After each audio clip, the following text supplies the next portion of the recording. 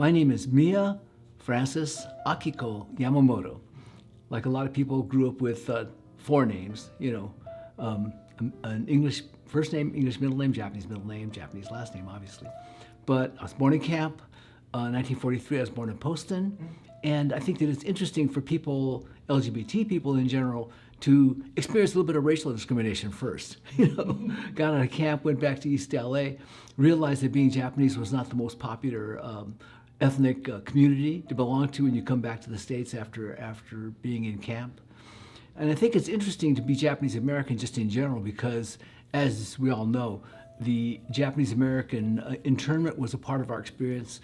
It was an interesting part of the experience. I don't see it as oppressive, not from my point of view, because I was too young to actually experience any of it. I just heard about it mostly in stories because I was born there, got out of it by the time I was 2 or 3. Came back to East LA. My father was a lawyer, and he basically lost his practice during the camp years. So we lived in Orange County for a while. Orange County was not a very welcoming place. My brothers used to have to fight their way home from school every day. Interestingly enough, after a while, the Mexican kids got tired of watching them get beat up, my older brothers, and they jumped in for them. And it sort of was the beginning of them belonging to Mexican gangs. All the way through my youth, my older brothers hung around with Mexican gangsters. My oldest brother, Steve, was one of the first members of the White Fence gang from East LA. And he was one of the charter members and hung out with the original OGs from that group. Still hung up to the day he died. So growing up in East LA, going to Catholic school, going to Maryknoll, going to a place that was all Japanese was probably one blessing because I wasn't surrounded by a bunch of people that hated me because of my race, because everybody was the same race. So fortunately for that. But we talk about Japanese American standards and expectations, which are difficult for a trans kid. And a trans kid especially who had no idea there was any such thing as a trans, but I didn't even know what the name was. All I knew was this completely unsettled, uneasy feeling about the body I was growing into and realizing that I hated the body. I hated actually every single person who was male because all I remember from being a kid was getting beat up by males all the time. You're an effeminate child. People think they can beat that out of you, and you do learn how to fight. I will say that. But other than that, it really isn't a great experience. And I do go on with that, not just with the Asian American oppression, but also Roman Catholic oppression, both of which completely denied the existence of transgender people and completely opposed and were against anybody who was any kind of variant gender expressor.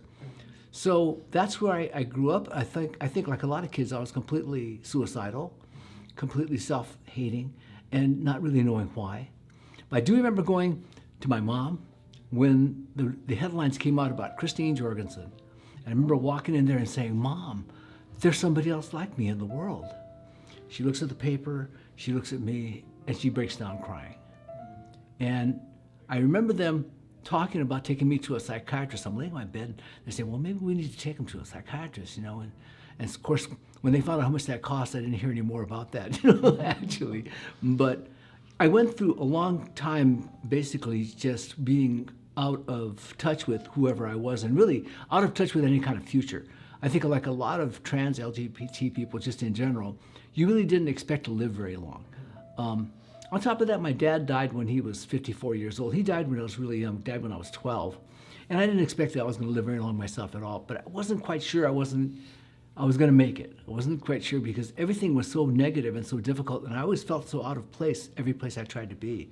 So I got through school somehow. I got through Catholic school. They're pretty rigid oversight to make sure you get through things. But when I went to City College, I went to junior college for my first college experience, and of course I flunked out with all Fs. I started hanging around with a sort of assorted crowd. We used to get high all the time and just blew the whole thing off, basically. I flunked out of LA City College with all Fs, had a 0-point grade point average. One of the few people that ever came up through college after that because they let me back in on probation about a year and a half later. And of course I had to get all A's to get off probation. So I started getting all A's for the first time in my life, actually, because I probably could do it. I just never really felt motivated. But now I had to get off probation somehow. So I was motivated to get good grades. And what's interesting, for the first time in my life, I'm getting good grades. And people, your classmates, everybody starts looking at you differently. Everybody looks at you differently. My teachers started smiling at me. I remember I got a smile, and I just stopped in my tracks. And one of the teachers used to hate me. You know, I mean, he considered me the greaseball thug that I was. And, you know, I started getting good grades. It just changed everybody's attitude towards me. So I went to UCLA. I went to Cal State LA, transferred from City. I finally got off probation. And then when I graduated college, I decided I needed to go in the Army. I pushed my draft. I volunteered for the draft. I only wanted to go in for 2 years, and I wanted to go in September so that if I survived the war, I could go to grad school afterwards. And it changed a lot of how I looked at the world when I realized, of course, when I got out of the Army, I felt like the one thing I felt obligated to do was demonstrate against this war. It was just an absolutely appalling and completely, from my point of view, dishonorable thing to invade this country with these people, regardless of the puppet government that asked for our assistance and was very happy to have us there, of course. But the people we were killing, the people that we were displacing, it was very much like the camp experience from my point of view because of free fire zones, because they had these, they called them liberated villages, but what they were concentration camps, and they were the same as the old concentration camps that they had in the Philippines when they had to keep the civilian population away from the rebels because they were supporting them, and they would try to cut them off from their support from the communities and the tribes in the area. So anyway, that was Vietnam. Came out, went to UCLA, joined the anti-war movement, and also organized the Asian Pacific Islander Law Students Association at UCLA. We noticed that there was only, in my class, it was like 7 Asians. It was like unprecedented because there had never been more than 2 in any year at UCLA prior to us getting there. So this is about what year? 1968 is when I started. Okay. So in 1969 is when we first got the idea that we need to start an organization. Primarily because, like I said, there was 7 of us, and then the next year there was 2 again. So we decided that we needed to somehow enhance those numbers in order to get full representation for the community. So we organized a group. I told them, I want you to walk behind me as I march into the dean's office, and we demand. You were an activist organizer way back then. Yes. Okay. And I got them to come with me. Though what I would do is go to the break room, go to the library, and I would leaflet them. I said, we're the Asian Law Students Association. We want to meet with you at lunchtime. We're going to be in room 1347. And there was like I said, it was like 7 or whatever. So it wasn't hard to go around the school leafleting them. And a lot of them were like, go away, I'm busy. Who do you think you are? I got a lot of that. Oh man, I'm trying to have me a card game here, man. You know what I mean? What are you trying to do? Right. Yeah. So, but what I did was I went straight to the black balsa, and I went to the Mecha law students, La Raza law students, and I went to the other groups and I said, we want to be part of this movement. We're asking you to support us.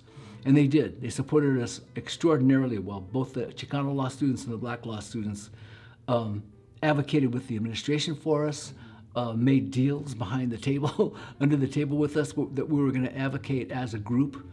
And I'd like to feel like that group is still around today, all these years later, is still hopefully understood that we are part of a larger movement. This isn't about Asian Americans. This is about everybody. And it's also about the people that are being excluded, and it's people that are being oppressed. So it is still all about black and brown people being excluded from higher education, being excluded from law school.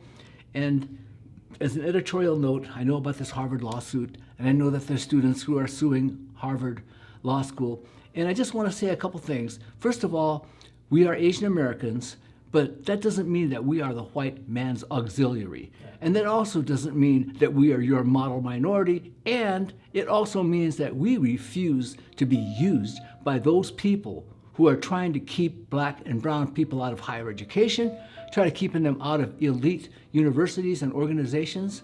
We need to stay on board that Asian Americans need to refuse that we will not be used by people who have these kinds of motives, who are trying to do this to make things even more unjust for black and brown people. So I just want to say that on behalf of the organizations I represent, that as long as we're around, this will not be something for Asian Americans only, and it certainly will not be for the benefit of the people who are already ensconced in and absolutely embedded in the establishment, in the established order. So their exclusion is something that needs to be something that is addressed by us. And when we address people, that means we have to address our fellow Asian Americans who are being used by the people who are against affirmative action, who are against diversity and inclusion. We have to continue our fight against them. We have to do it openly and publicly and notoriously if necessary. So, I mean, that's always been my attitude. I got out of law school. I mean, one of the things I did, I always wanted to work for the poor because I felt like they get screwed. I was able to go to law school and graduate, become a lawyer. And I worked as a public defender for a while. That was the proudest thing I ever did. When I got out, at some point, I started doing death penalty cases. And I think that's what kept me from transitioning. Because for many years, I felt like I couldn't let down the clients that I had. I couldn't let down my family. I couldn't let down a lot of other people because they were counting on me to be the same exact person that I'd always been. And I was actually being the same exact person. It was just going to have to come out and be the true same authentic person that I've always been. So coming out was a really important part of my life and my journey, and probably the most important, certainly my favorite thing, even though it's the most difficult thing I've ever done. Part of it too is I've never been a transgender trial lawyer any place in the criminal courts that I knew of. Seriously? And so I had to look around. There was a lawyer in Maryland, apparently. I learned this from the ABA, and I called her up and I said, I'm going to be going through this in a few years, and so I want to know what I'm up against. And she said, well, be prepared to lose, 30 of your clients, lose your family, lose your organizations. And she said, in my case, she said, I haven't worked in a year. My wife supports me. And so I hung up the phone and remember thinking, oh man, I'm really in for it. But I thought, okay, I'm prepared to lose everything. I am prepared to lose everything. I was already turning 60. Okay. So I was already old, and my fear was that I would die before I would transition. I had a huge fear of that. I remember thinking, I've always hated cowards and phonies. And as far as I was concerned, if I didn't transition, I was both. And I was going to live and die a completely fake life. That really scared me, frightened me. And I thought, well, I've got to do this thing. And it doesn't matter who I let down, who I disappoint. So I started with my family. I went to every single one of them individually, and I'm coming out to them, each one of them saying, I'm going to go through a sex change. I'm a transsexual person. And, I'm just asking you to understand it, and I'm not asking you to accept it. I'm just saying that I'm always going to be your sibling. My parents had died by this point. So I went to each one of my siblings individually. And then, of course, everybody's got one in the family, right? Yeah. My second to the oldest brother said, don't you ever talk to me again. I'm not your brother. What you're doing is disgusting. And don't you ever talk to anybody in my family. Keep away from my whole family. And I said, okay, if this is the last time I'm ever going to talk to you, I want to thank you. Because you were the rebel of the family. You were the one that taught me. I didn't have to be what everybody wanted me to be. Goodbye. I haven't spoken to him. It's been 15 years. I don't expect him to actually break through that. I love him dearly, don't get me wrong. I love him, I wish the best for him, but he has certain attitudes which are really not anything I can do about. I will say this, his kids, he's got 3 boys, all 3 of them are really wonderful musicians, and we play in bands together, and they never took that seriously from the dad, and his wife, loves me. They come to my parties. And I've been playing with those guys. We just played at the Tanabata Festival, as a matter of fact. We opened up the Tanabata Festival with our usual Beatles, set. My nephews are amazing musicians, and they've always looked up to me. They've always been great because they're musicians, and as you know, I've always been in bands and stuff like that. And so they used to come and see us, and it inspired them to become musicians and to get good at it. So I've been playing with them for years, and I feel kind of bad for their dad because he's kind of painted himself in a corner with respect to that, because everybody's, they come to everything I do and I hang out with them. So that's what's going on with the family. But the main thing I always thought was my clients were the most important thing to me at the time, because they are counting on me much more than my family in many ways, because their life, their future is in my hands and on my shoulders, and I'm very aware of that. So I came out to them, each one of them individually. I went to the jails. And I represent some very tough guys with some serious charges, murder cases. I had one death penalty case.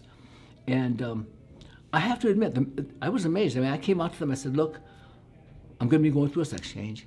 and I know that this is not what you signed on for. And if you can't manage to stick with me, I can understand that totally. I know some of the best lawyers in LA. I will make sure that you are well taken care of. And they all said the same thing. They all said, no shit, man. You really gonna be doing that? And I said, yeah, I am, And they said, well, no problem, And I looked at them and said, don't you want to talk to your family or something about this? And they said, no, why would we want somebody else besides you, And I was moved to tears by how little resistance I got from them.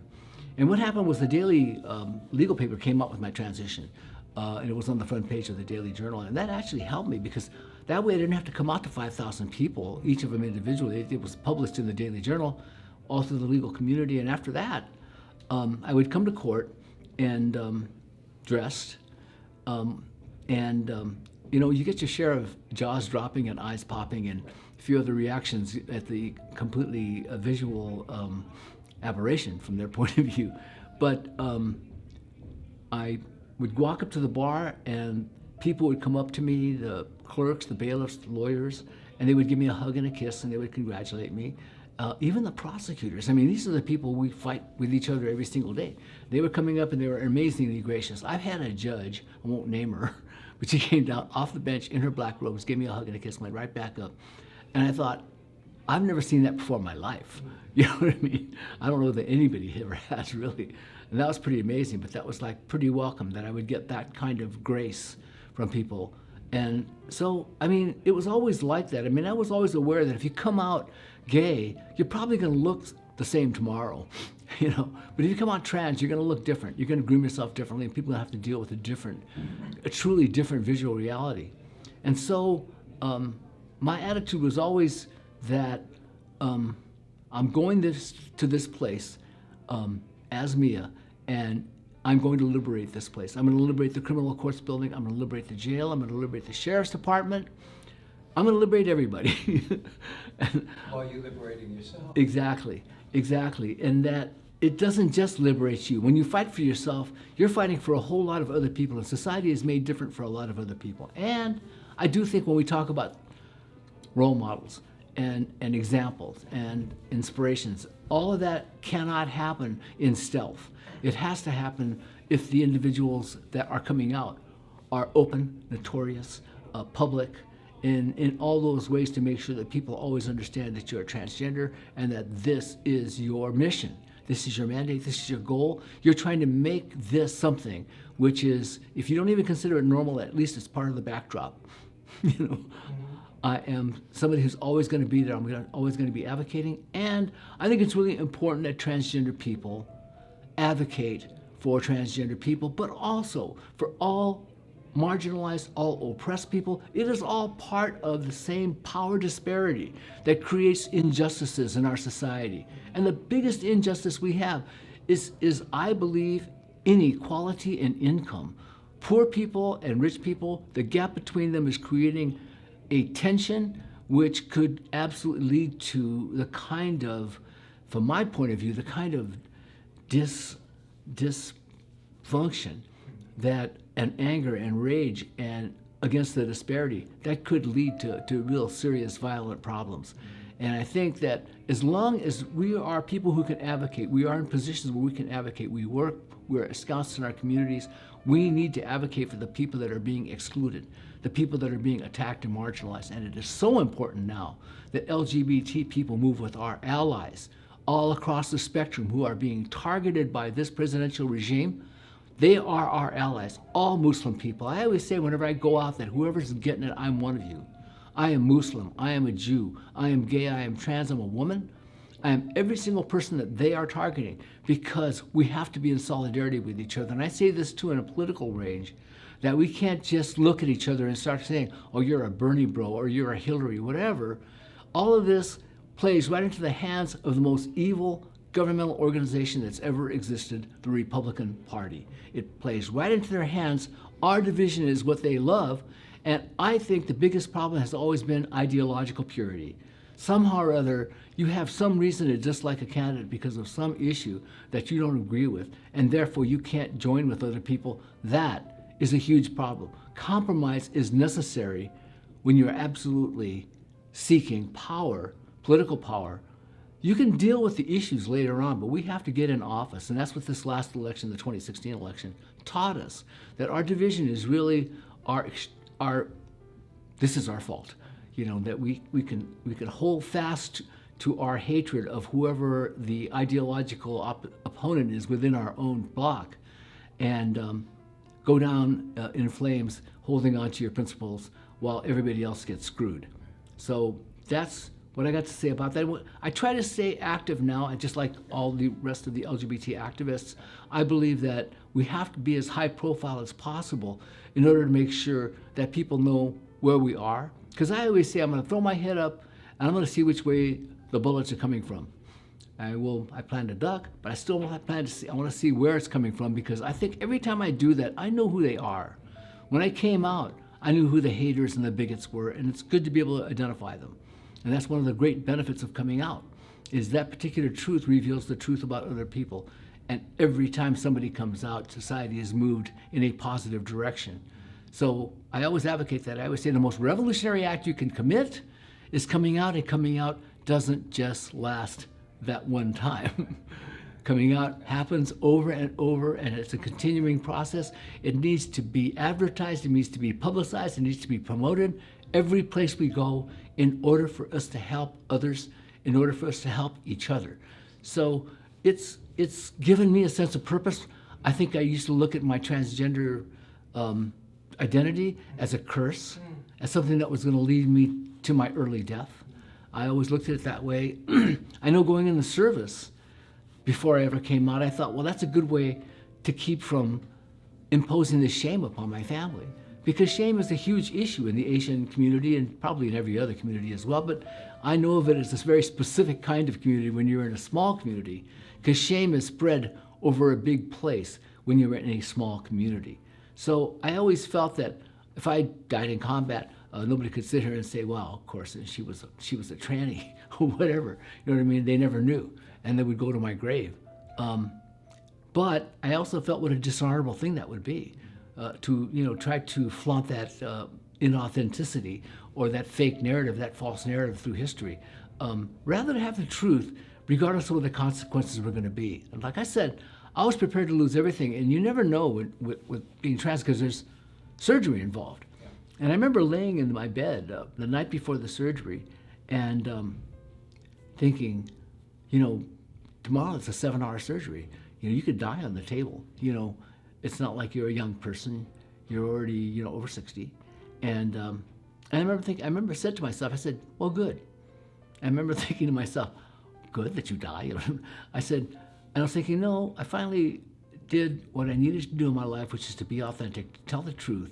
And if I got to die for that, then fine. Because I would much rather die like that than live any other way. I knew that, and I remember I even had a dream right before the surgery. I think I'm laying in bed, I'm dreaming, and I dreamt that I chickened out. Wow. This is actually the night before the surgery, and I woke up and I thought, wow, I didn't chicken out. I'm still here. I'm still ready to go. And but I think that's the way, because when you ask yourself that question, are you really going to do this? Are you really going to go through with this? The answer is always yes. But there's always a small voice in the back of your head saying, well, are you really sure? Have you really considered every possibility? And the fact of the matter is I had, and even if I hadn't, it didn't matter. The absolute drive, determination to do this thing was completely pure by the time I actually decided to do it. With Kim, I represent protesters. That's something I did when I left the PD's office. I always represent demonstrators and protesters. That's something I've specialized in. And so I actually met her at a party with the lawyers for this one large demonstration. We're having a party with a number of the people from her community of protesters, demonstrators, dissidents, political dissidents. And she offered to hold my beer. I never forget that. And I never met her before, and because they wanted us to get up and say a few words. So I looked at her like, I said, I'll give it back to you, okay? And so I get up and make my speech. And I come back and said, okay, where's my beer? And she says, I'm not gonna steal a Budweiser. You gotta be kidding. I don't drink that stuff, It's so lame that so I kept, I was kind of kidding around, kind of, accusing her of stealing my beer and everything else. And we got to be friends over the course of time. And I started corresponding with her, kidding around at first. And then we started flirting, and we started arranging to meet for dinner, for whatever, you know what I mean. She was actually, by this time, she was living in Humboldt County. She was going to Humboldt State University at the time. And so she was, 700 to 800 miles away. It seemed kind of safe, But anyways, we got pretty serious about each other. And at some point, she came down to LA after she graduated, and she moved in with me. And at that point, it was pretty much a foregone conclusion that we were probably going to get married. But I tell you the truth, I was already over 70, man. I figured I dodged it, I said, all right, man, I'm 80, I'm 70, man. They can't catch me now. If it was going to happen, it was going to happen a long time before this, I figured. So she wanted to get married, and, she's the one for me, definitely. But yeah, I was reluctant at first. I'd been very proud of myself that I had dodged it for as long as I did. I was congratulating myself that whole time, thinking, I got this far without it. I'm going to make it. I'm going to make it the rest of the way. I was wrong, of course, and Thankfully so. yeah, but I love her dearly, and my friend Carmina the other day said, "You're my favorite lesbian couple." So I got the highest award I could get, for who I am and what I've done, and so I'm very proud of that particular designation. Thanks so much for doing this. My pleasure. Spectacular. We love it Okay. so much.